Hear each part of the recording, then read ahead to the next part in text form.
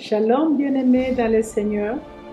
À ce mercredi de miracle, mercredi matin, il nous est donné l'opportunité par le Seigneur de pouvoir parler de sa part.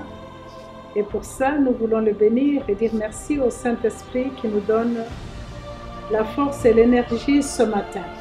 Nous le bénissons pour la vie, nous le bénissons pour la respiration, pour l'être et le mouvement. Soyez richement bénis. Nous voulons partager ce matin la pensée de Dieu en ce qui concerne cette saison où nous nous trouvons et tout ce qui est en train de se passer autour de nous. Amen. Avant de commencer mon exhortation, je voudrais revenir un peu plus tard, un peu plus en arrière, à notre réveillon du 31 décembre. À cet réveillon, notre papa, le pasteur Dr Abraham Galassi, nous avait parlé en ce mot que je vais répéter juste pour nous rafraîchir un peu le mémoire, parce que j'avais vu que ces paroles étaient prophétiques et maintenant ça a tout le sens que nous pouvons réfléchir ensemble pour trouver des conclusions. L'homme de Dieu nous avait parlé dans sa prêche, il avait dit: les années passent, mais elles ne se ressemblent jamais.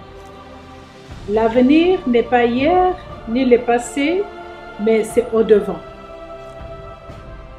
Et il a aussi dit: Dieu fait des choses de mieux en mieux, de perfectionnement en perfectionnement. Il est capable d'amener l'homme à ce qui est parfait. Et il a continué pour dire: si tu crois, tu le verras. Amen.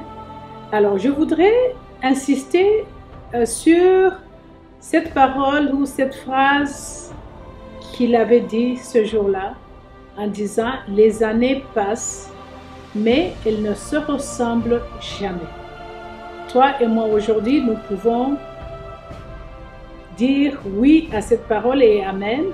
Parce que l'année 2019 ne ressemble pas à l'année 2020. Et cette nuit-là, nous sommes sortis avec beaucoup de promesses de la part de Dieu. Nous promettant beaucoup de choses pour 2020. Et le thème de cette année-là était, de cette année 2020, je répète, c'est l'année de la libération totale et de la grande gloire. La libération totale et la grande gloire. Quand on dit libéré, ça veut dire quelqu'un qui doit être libéré était lié quelque part. Donc nous étions peut-être libérés, mais on n'était pas totalement libérés. Donc en cette année 2020, le Seigneur a décidé de nous libérer totalement. Et puis après la libération, nous allons voir la grande gloire de Dieu. Mais nous ne nous sommes pas posé la question de savoir comment viendra cette libération. Ça se fera comment? Et c'est dans quel domaine? Est-ce que c'est tout simplement pour toi et moi, ou c'était pour l'Église, c'était pour la nation congolaise? C'est comment cette libération va se faire? Et quelques semaines ou quelques mois après, nous voyons apparaître cette pandémie qui a touché le monde entier, qui a commencé quelque part, on entendait parler, et subitement, ça va dans une autre nation, et c'est l'autre nation, c'est chez nous, c'est partout, et c'est partout dans le monde aujourd'hui. Je partage votre avis parce qu'il y en a qui disent c'est démoniaque, ça vient du diable, c'est le Satan, c'est le diable qui veut, et c'est le monde de l'enfer, et toutes choses, et c'est Bill Gates, tout le monde parle, a toujours une opinion sur cette pandémie. Mais je voudrais aussi, par rapport à ce que nous allons lire ensemble, afin que nous puissions réfléchir. Parce que la parole nous dit que Dieu ne fait rien sans informer à ses serviteurs, le prophète. Nous avons vu les prophéties qui étaient déjà annoncées à cause de ça. Et aussi, nous savons qu'il n'y a rien qui surprend Dieu.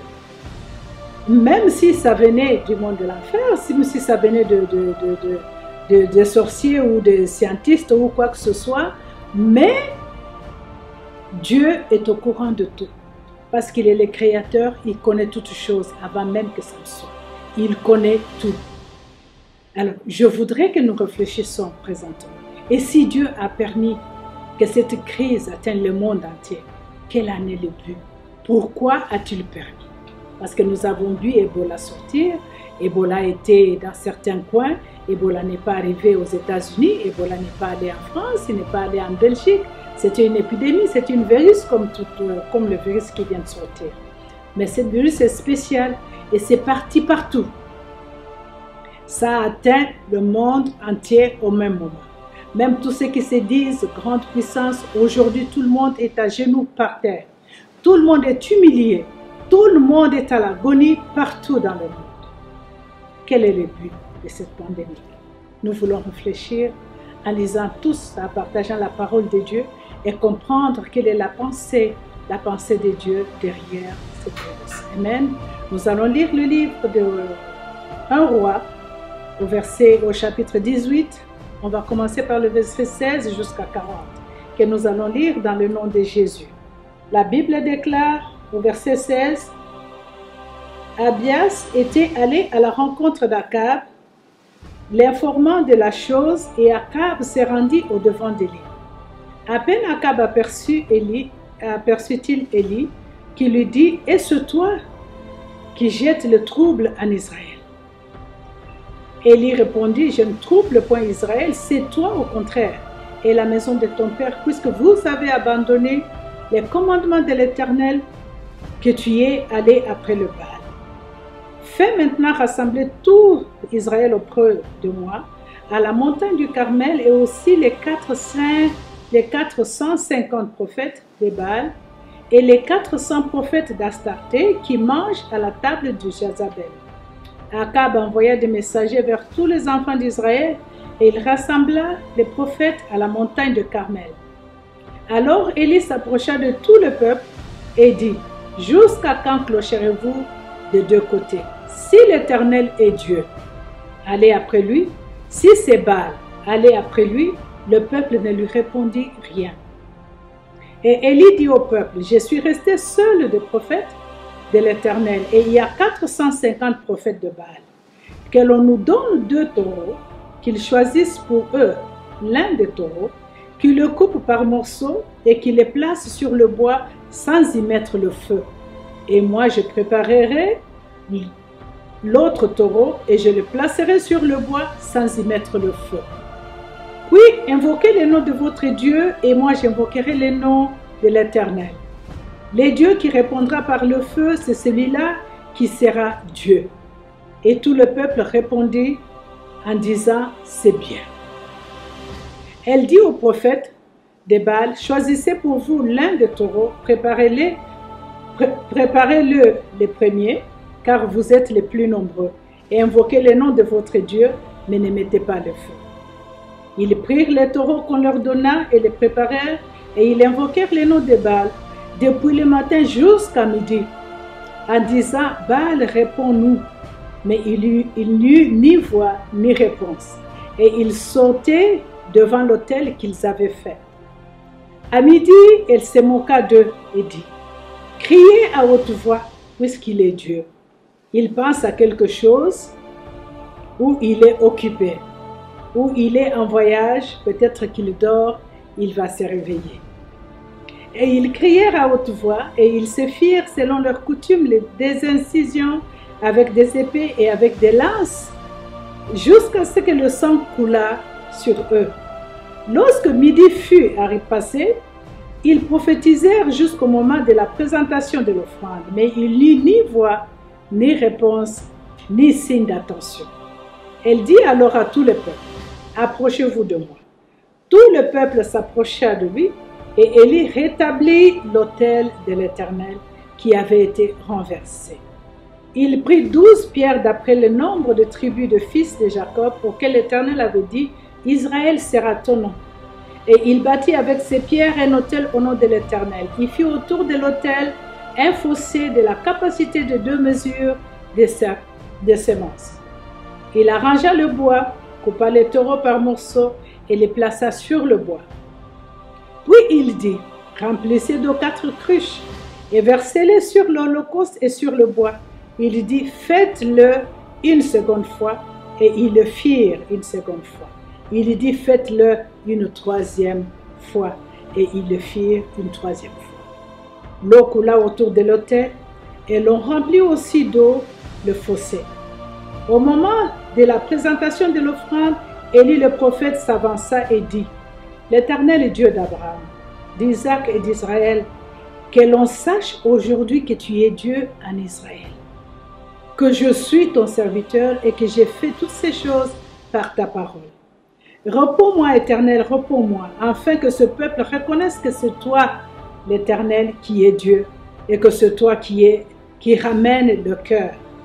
Et le feu de l'Éternel tomba, et il consuma l'holocauste, le bois, le pierre et la terre.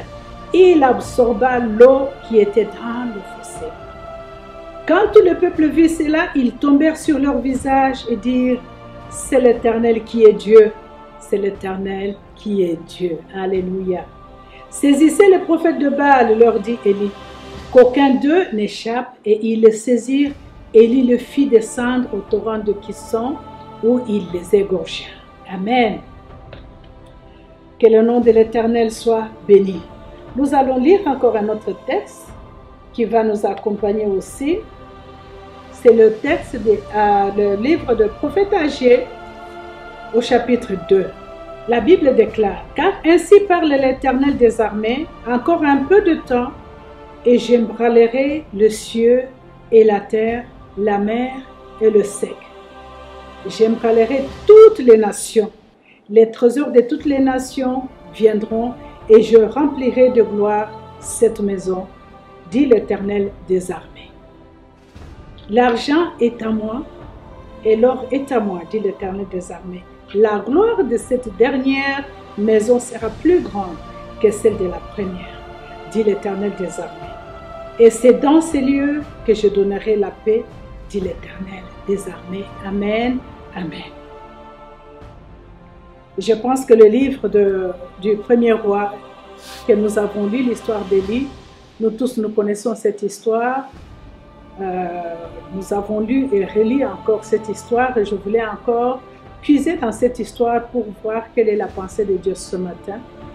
Et devant cette crise qui enveloppe le monde entier, qu'est-ce que Dieu attend de nous? Qu'est-ce que Dieu envisage? Quel est le but de Dieu? Et pourquoi le Seigneur a-t-il permis? Parce qu'il y a mort d'homme.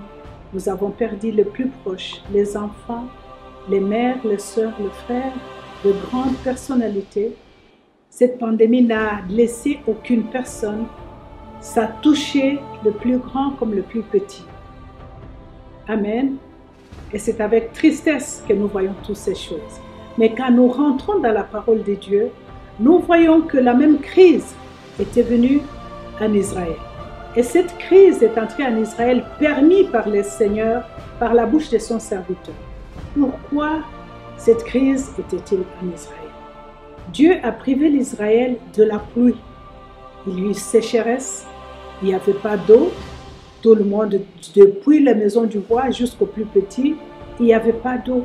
Et le roi était irrité, cherchait l'homme de Dieu pour pouvoir l'interroger et lui faire du mal parce qu'il pensait, lui, que c'était l'homme de Dieu qui était la cause de cette sécheresse. Et le prophète Élie lui a retourné la parole pour dire, c'est toi qui troubles Israël. Et il lui a mentionné que vous avez tourné le dos à Dieu. Vous êtes allé à Baal, vous avez négligé notre Dieu, vous avez profané l'autel du Seigneur, vous avez renversé l'autel et le Seigneur est irrité. Alors pour faire revenir le peuple à Dieu, les convaincre pour leur montrer que c'est Dieu qui est Dieu, parce que tout le monde était penché vers Baal. C'est vrai qu'il y en avait qui pouvaient encore prier le Seigneur, mais la majorité, le pays était en désastre, tout était tourné vers le prophète de Baal. Alors, Dieu a mis la sécheresse en Israël. Et le prophète Élie a demandé à lancer un défi au roi d'Israël pour le roi Akab pour dire, bon, venez maintenant, nous allons voir si Baal que vous servez est Dieu ou bien les dieux que moi je sers est Dieu. Et nous allons faire ce que Élie a demandé, nous allons offrir à l'Éternel, nous allons bâtir l'autel à l'Éternel. Et sur votre autel, vous allez aussi donner une offrande et nous allons invoquer le feu du ciel. Et le feu qui va venir, personne ne va mettre le feu parce que c'est notre Dieu qui va répondre. Soit votre Dieu, s'il est le vrai Dieu, il répondra par le feu. Et mon Dieu, s'il est le vrai Dieu, il répondra par le feu. Alors, y voir, et tout le monde était d'accord pour voir qui est Dieu parce qu'ils étaient aussi assurés que celui qu'ils servaient était Dieu. Qu'est-ce que nous voyons présentement dans le monde entier? Nous voyons des choses, nous lisons dans les réseaux sociaux, nous voyons des choses qui se passent dans ce monde présentement. L'homosexualité a pris place, il n'y a pas de pudeur. Les hommes de Dieu, le monde est dans l'Église est dans le monde. Les gens font des choses qui se faisaient dans le temps en cachette. Aujourd'hui, la sorcellerie s'enseigne à la télévision. Aujourd'hui, un enfant qui naît, on ne peut pas l'attribuer le sexe parce qu'on attend que l'enfant grandisse dans certaines nations, que l'enfant grandisse et que l'enfant choisisse lui-même, arrive à choisir lui-même son sexe. Même s'il est né garçon, peut-être qu'il peut changer pour devenir femme, pour devenir fille. Alors vous comprenez un peu le niveau dans lequel nous nous trouvons. Nous pouvons bien sûr dire qu'on a provoqué le coronavirus. À quelque part, on a fabriqué pour pouvoir tuer. Et Bill Gates veut faire ceci, on veut exterminer. Oh oui, je suis tout à fait d'accord avec vous. Mais notre Dieu connaît toutes choses. Il n'y a rien qui peut passer inaperçu ou rien qui peut surprendre le Seigneur. Il connaît tout. Et s'il a permis que ce soit Bill Gates et il fait ça, ou que ce soit la Chine qui ait fait ça, pour quelle cause le Seigneur peut-il permettre ça? Je voudrais vous dire que durant cette période de crise, nous parlons beaucoup plus de la crise, nous parlons beaucoup plus de pandémie, nous parlons beaucoup plus de coronavirus que l'on parle de Dieu. Amen. Mais le but de Dieu derrière ça, c'est quoi? Le but de Dieu, c'est que le peuple reconnaisse qu'il est Dieu. Que le monde entier reconnaisse qu'il y a un seul Dieu, créateur du ciel et de la terre, qui est notre Père céleste, l'Éternel des armées, le Dieu d'Israël. Alors, nous allons poursuivre en réfléchissant, nous réfléchissons tous ensemble, pour que toi et moi, on puisse savoir qu'est-ce que Dieu attend de nous. Élie a proposé une solution. Élie a lancé un défi au prophète Akab qu'il a accepté. Le défi nous est lancé aujourd'hui, toi et moi, afin de pouvoir trouver la solution à cette pandémie. Il y en a tellement de... On a proposé, la science a tout fait, les nations ont tout, ils ont déployé tous les moyens. J'ai vu des présidents s'agenouiller pour dire, nous avons tout fait, mais nous ne pouvons rien si Dieu n'agit pas. Tout le monde est à genoux, tout le monde a été humilié. Nous sommes tous humiliés et nous sommes incapables. Quel que soit, il y en a qui proclament même que chez nous c'est fini, il n'y a rien, c'est fini, on a maîtrisé. Et quelques jours après, ils reviennent pour dire, il y a encore 300 qui sont morts. Il y a encore les cas comme ça. Donc, à quelque part, l'intelligence de l'homme est arrivée au bout. Et la seule solution, c'est notre Dieu. Amen. Et qu'est-ce qu'Élie a fait? Élie a dit qu'il faut qu'on construise l'autel. Nous devons établir l'autel afin de pouvoir savoir exactement qui est le vrai Dieu et derrière qui nous pouvons nous aligner. Et qui se trouve sur le trône de vos cœurs présentement? Qui est sur le trône de mon cœur? Qui est sur le trône de notre nation? Qui est sur le trône du monde maintenant? Qui est sur le trône? Parce que Dieu voudrait prendre le trône. Il en est le créateur. Il veut être en premier en tout. Nous voulons continuer. Élie a pris l'engagement de rebâtir l'autel. Alors, quelle est la décision d'Élie? Élie a dit, il faut qu'on reparte l'autel. Vous avez entendu le texte? Élie, les prophètes de Baal ont établi leur autel, ils ont construit l'autel, ils ont mis leur offrande, ils ont fait tout ce qu'ils pouvaient faire, ils ont invoqué Baal du matin au soir. Baal n'a pas répondu.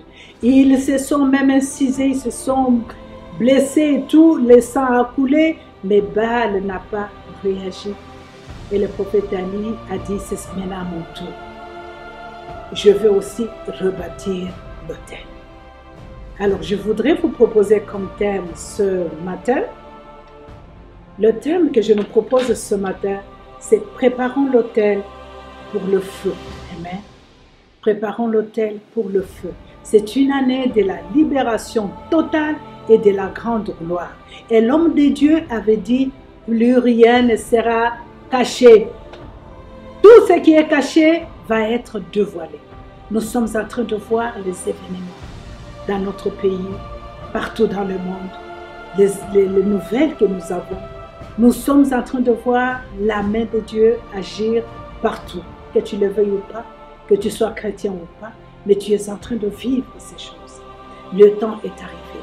Nous devons préparer l'autel. Nous devons préparer l'autel et nous offrir à Dieu afin que le Seigneur puisse descendre le feu, qu'il descende sa gloire. Et quel est le processus que le prophète Élie le processus qu'il a utilisé? La première des choses qu'il a fait, il a rebâti l'autel qui était renversé. L'autel était renversé. L'idolâtrie, l'apostasie, tout ce que vous connaissez était suprême dans le pays. Mais Élie a rebâti l'autel. C'est la première chose que nous devons faire. Rebâtir l'autel de Dieu. Où est-ce que tu es? Quel est le Dieu que tu sers? Quel est le Dieu qui est élevé dans ton pays?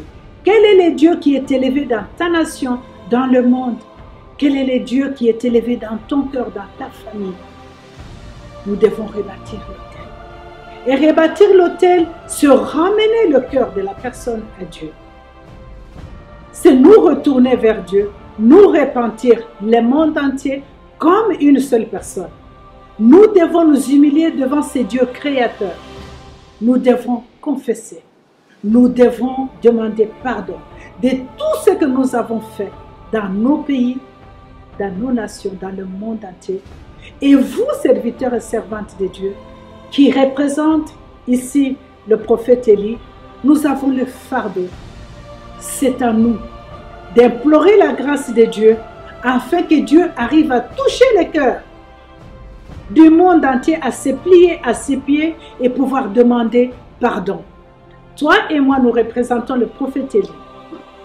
L'Église représente le prophète Élie. L'Église qui est toi et moi. Élie a appelé le monde, a appelé tout l'Israël. Venez vers moi. L'Église en ce moment doit appeler très haut, sans flatterie, dire les noms, les choses, appeler les choses par leur nom, afin que le monde s'humilie devant le Seigneur. Élie a appelé tout Israël vers lui. Et les gens se sont approchés. Amen. La parole de Dieu nous dit, dans le livre de 2 Chroniques 7, jusqu'à 15, nous dit, 2 Chroniques 7 dit, si mon peuple sur qui mon nom est invoqué s'humilie et prie, et cherche ma face, et s'il se détourne de ses mauvaises voies, je l'exaucerai. Je lui pardonnerai son péché et je guérirai son pays. C'est la parole de Dieu bien-aimé. Vous voulez que le Seigneur guérisse votre pays? Revenez dans toute humilité avec un cœur repentant afin que le Seigneur puisse guérir notre pays. Il n'y a pas d'autre solution. C'est la guérison de l'Éternel qui va toucher et qui va réparer notre pays. Au lieu de nous intricuser, de nous pointer de doigts par-ci par-là, la solution n'est pas dans un homme. La solution est dans la main de Dieu présentée. La solution est dans la main de Dieu. Et la deuxième chose que le prophète Élie a fait, après avoir, tout le monde s'est humilié, Élie a préparé l'autel, a mis l'offrande sur l'autel. Le Seigneur cherche à ce que tu mettes l'offrande qui est le sacrifice de ta vie. Le Seigneur veut que tu t'humilies devant lui, que les nations s'humilient devant lui, que les nations fassent une repentance profonde, afin que le Seigneur exauce et guérisse le pays. Amen. Bien-aimé, Élie ne s'est pas arrêté là. Qu'est-ce qu'il a fait encore? Bien qu'il ressemblât les morceaux de bois, des pierres et tout ça, il a mis l'offrande sur le bois. Le prophète Élie a pris l'eau. Il a déversé l'eau sur l'offrande, sur l'autel. Pourquoi a-t-il fait ça? Parce qu'il ne voulait pas que Baal ou le prophète de Baal dise, oh peut-être tu avais l'allumette ou tu avais fait quelque chose qu'on n'a pas vu et que le feu s'est allumé. Non, à leur vue, dans leur présence, il a déversé l'eau sur tout l'autel. Et combien de fois il l'a fait? Il l'a fait 3 fois. Ce qui représente le nom du Père, du Fils et du Saint-Esprit. Parce qu'il voulait que les dieux que nous servons, l'Éternel des armées, se manifestent et que les gens voient et que les gens choisissent qui est le véritable Dieu, qui est le Créateur. Le monde a besoin de reconnaître qui est le Créateur, qui est le vrai Dieu présentement. Préparons notre autel. Préparons notre autel. L'autel était mouillé par l'eau qu'Élie avait versée. Qu'est-ce que nous ne voyons pas aujourd'hui? Notre Dieu est capable de tout. Nous ne pouvons pas dire que trop c'est trop. Même s'il y a tellement de morts et qu'on n'arrive pas à terminer cette épidémie, même si aujourd'hui on peut se dire, avec tout ce que nous avons fait, est-ce que Dieu peut encore pardonner? Avec tout ce que nous avons comme problème, idolâtrie, est-ce que Dieu peut encore nous écouter? Dieu peut encore pardonner. Le Seigneur est capable de pardonner. Il est cette eau vive qui redonne la vie. Et nous voulons voir la gloire de Dieu et cette libération totale. Même si l'autel est mouillé, mais la gloire de Dieu va descendre. La gloire de Dieu descendra quand l'humanité tout entière va s'humilier et reconnaître que Dieu est le vrai Dieu.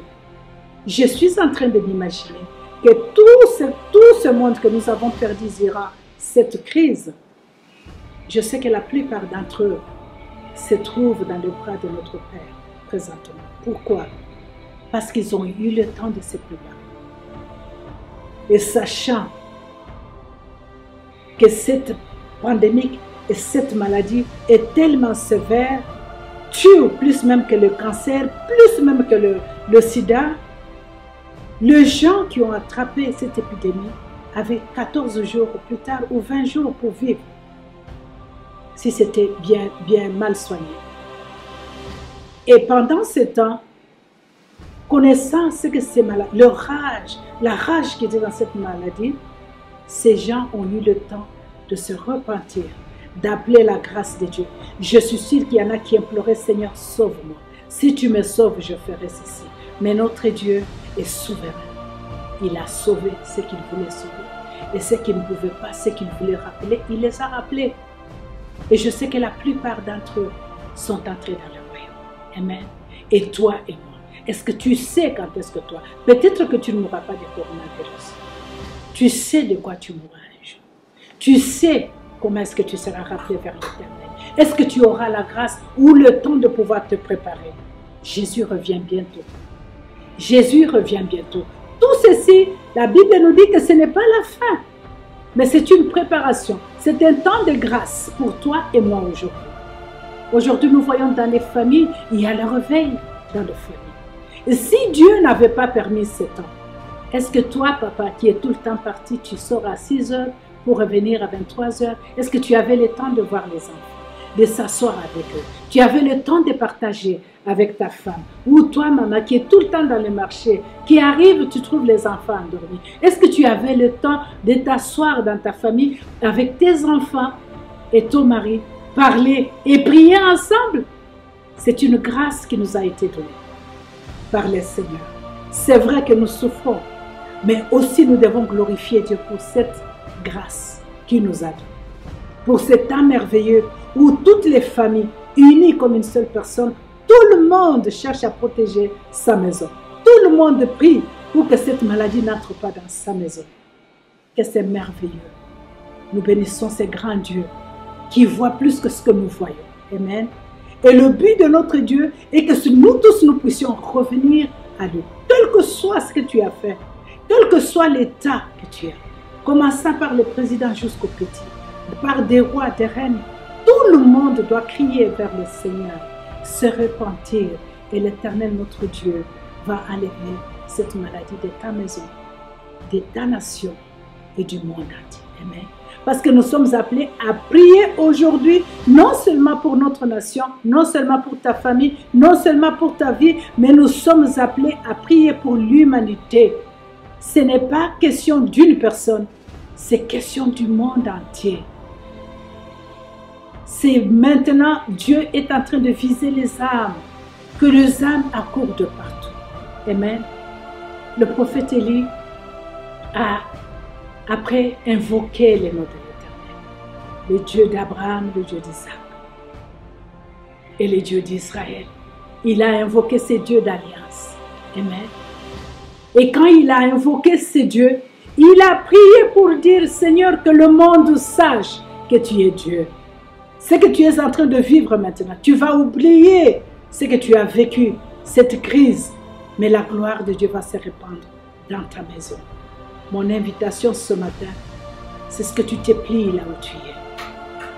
Combien de temps tu prends dans la présence de Dieu en ces moments où la grâce t'est donnée. Et quand tu pries seulement pour toi, pour ta maison, où tu élèves la voix vers l'Éternel. Parce que la Bible nous dit que c'est l'Éternel qui touche. Et il dit, quand lui sera élevé, il attirera les âmes vers lui. Il attirera les hommes vers lui. Tout ce que nous avons, nous, présentement à faire, c'est élever le nom de l'Éternel afin qu'il puisse attirer le monde vers lui. Et que le monde proclame tout haut que seul l'Éternel Dieu est Dieu. Et seul l'Éternel Dieu est Seigneur. Partout où tu te trouves, partout où tu es, et si nous lisons encore cette histoire, aller en profondeur avec cette histoire, nous voyons qu'après, Élie s'est rendu là où le Seigneur l'a envoyé, afin de pouvoir être en abri, et c'est dans les mains d'une femme qu'il est allé tomber, d'une pauvre veuve. Y a-t-il de femmes, de veuves de Sarepta dans cette nation? Y a-t-il encore de femmes qui peuvent se mettre debout et donner, accorder leur pain à l'homme de Dieu pour que l'évangile aille plus loin et que les âmes puissent être sauvées? Je nous invite ce matin, toi et moi, toi qui es encore dans la distraction, toi qui ne fais que parler de l'épidémie, je t'invite ce matin à pouvoir savoir que la solution n'est pas dans tout ce que nous sommes en train de dire ou d'espérer. La solution est dans la main de Dieu. Alors lève-toi, mets-toi à genoux, pleure devant le Seigneur, présente ta nation, présente ton pays, présente ta famille, présente ta vie. Laisse que le Seigneur prenne la suprématie dans ta vie, dans toutes les nations, afin que le monde puisse être sauvé. La Bible dit qu'il guérira le pays. Il va guérir notre pays. Il va guérir tout le pays du monde. Si et seulement si nous nous retournons vers lui. Mais nous devons préparer son autel. Nous devons préparer l'autel de l'Éternel qui a été profané, qui a été renversé. Le temps nous est donné afin que nous puissions préparer cet autel et que la gloire de Dieu descende. Que la gloire de Dieu vienne. C'est en cela que nous allons nous réjouir de cette libération totale quand le feu descendra du ciel, quand le feu descendra sur le trône de ton cœur. Je t'en supplie, je nous demande, n'endurcis pas ton cœur. Ce matin, reviens au Seigneur. Toi qui ne l'as pas encore connu, reviens au Seigneur. C'est le temps est arrivé où nous devons présenter notre pays devant Dieu, où nous devons présenter l'humanité tout entière devant Dieu, afin que le Seigneur se souvienne et que sa gloire descende et que nos pays puissent être bénis. Je vous laisse avec cette exhortation. Je vous laisse avec cette réflexion. Que chacun s'examine, comme nous a dit notre Père les dimanches. Que chacun s'examine. Non seulement toi, examine tout autour de toi, examine dans ta nation. Qui tu peux élever, qui tu peux prier pour devant le Seigneur, afin que notre Dieu puisse toucher le monde entier. Soyez bénis et je nous donne rendez-vous le mercredi prochain pour la prière. Soyez richement bénis et que cette parole, par la puissance du Saint-Esprit et par la puissance de la résurrection, que cette parole réveille en toi tout ce qui était endormi. Que cette parole réveille en toi tout ce qui était mort et que le feu se réallume afin que tu puisses intercéder pour ton pays, que tu puisses intercéder pour les nations, que tu puisses intercéder, que la gloire de Dieu descende parce que nous voulons vivre cette gloire. Amen. Les procédures ou le chemin, la façon dont Dieu utilise, le chemin que Dieu nous amène afin de pouvoir manifester sa gloire, ce n'est pas ton problème, c'est lui qui l'a fait et c'est lui qui l'a voulu ainsi. Lève-toi, repars l'autel du Seigneur afin que la gloire descende au nom de Jésus et soyez bénis. Amen.